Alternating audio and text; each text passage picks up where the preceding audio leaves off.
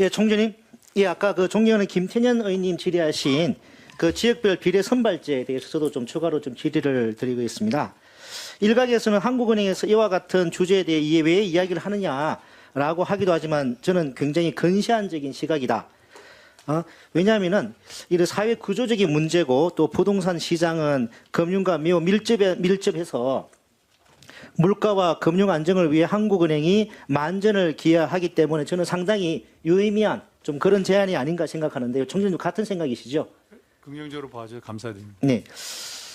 자, 그래서 좀 더 세부적으로 한번 살펴보겠습니다. 제가 그 한국이 제안한 지역별 비례 선발제 관련해서 교육부하고 서울의 주요 대학에 한번 의견을 받아봤습니다.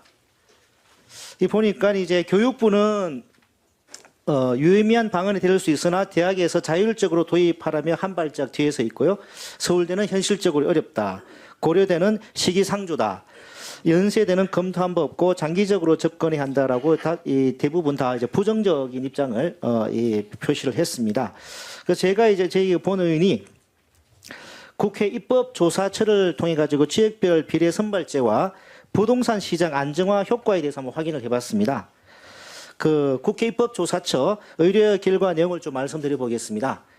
교육 환경은 아파트 가격에 일정 부분 영향을 주고 있고 고등학교가 아파트에 가까울수록 가격에 부정적 영향을 줄 수 있고 거리가 멀수록 가격에 긍정 영향을 줄 수 있다.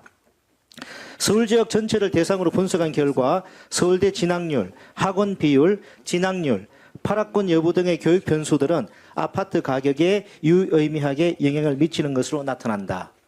사설 학원 수, 교육 예산 편성액, 명문대 진학률 등의 교육 환경 변화 변수들이 서울시 아파트 매매 가격과 전세 가격에 영향을 미치는 것으로 나타난다. 이처럼 교육 환경이 부동산 가격에 유의미한 영향을 준다라고 입법조사처도 확인을 해주고 있습니다. 그 총리님도 이게 대해서 혹시 뭐 이견이 있으십니까?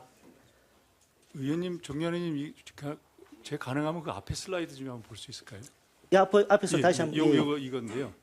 저는 지금 이게 큰 문제라고 생각합니다. 왜냐하면 저희들이 지금 주장하는 거는 사실 비정상을 정상화하는 거라고 생각합니다. 전 세계 어디도 어느 대학이 네네. 한 지역에 있는 사람만 이렇게 많이 뽑지 않습니다. 그러니까 이건 모든 뭐 부동산 이런 걸 떠나서 우리나라 대학들이 네네. 그냥 한 지역에 있는 사람 말고 여러 지역에 있는 사람을 뽑는다는 생각만 가지면 이 제도는 변할 수 있는데 특히 서울대의 답장을 보면 선호에 따라 모든 모집 단위에서 할당이 가능하기 어렵다. 이 얘기는 뭐냐면 학과별로 다 뽑으면 지역별로 못 한다고 하는데 저는 제 생각에 그렇게 하더라도 지금 현재 서울대학교에 들어오는 서울에 들어오는 학생이 32%인데 고등학생 비율은 16%거든요. 그러니까 그냥 복잡하게 하지 말고 서울대학교가 80%는 지방의 학생을 뽑겠다.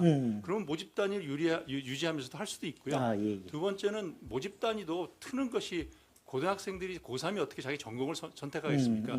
교수들이 학생 확보하기 위해서 한 거기 때문에 그것도 터야 된다고 생각하고요.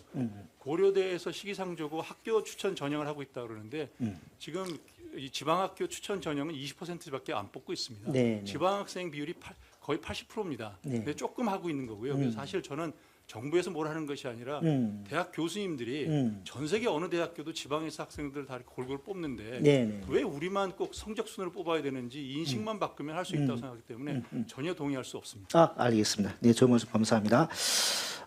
해외 사례, 중국 사례를 저희가 한번 좀 살펴봤는데 중국에서 요거는 좀 스킵, 그 베이징 사례는 넘어가도록 하겠습니다. 시간이 좀 부족해서요. 그다음에 이제 그 주택 가격이 중국의 출산 행태에 미치는 영향이라는 논문이 이제 외국 논문이 있어서 한번 살펴봤습니다. 이게 보니까 이 중국의 경우도 주택 가정 금융 조사 데이터를 이용해서 조사를 해보니까 주택 가격이 1% 증가할 때마다 2세 미만 자녀를 가질 확률이 약 0.94% 감소하는 걸로 논문은 제시하고 있습니다. 마지막으로 그 총재님, 정부가 88 부동산 대책 통해서 앞으로 6년 동안 서울과 수도권에 42만 7천 호 이상의 주택과 신규 택지를 공급하겠다 발표를 했는데요. 관련해서 정부가 지역별 비례 선발제와 부동산 시장에 대해 좀 적극적으로 살펴봐야 한다고 생각하지는 않으신지 여부, 그리고 서울 수도권에 대규모 주택이 공급이 된다면 국토 균형 발전과 우리 사회의 지속 가능성을 심각하게 위협하는 수도권 쏠림 현상이 더욱 심화될 것이라고 생각하지는 않으신지, 마지막으로 수도권 쏠림 현상 해소를 위해서 정부가 공공기관 지방 이전, 국회 세종의사당 이전, 대통령 세종집무실을 설치 등의 속도를 내고 대법원, 대검찰청, 헌법재판소 등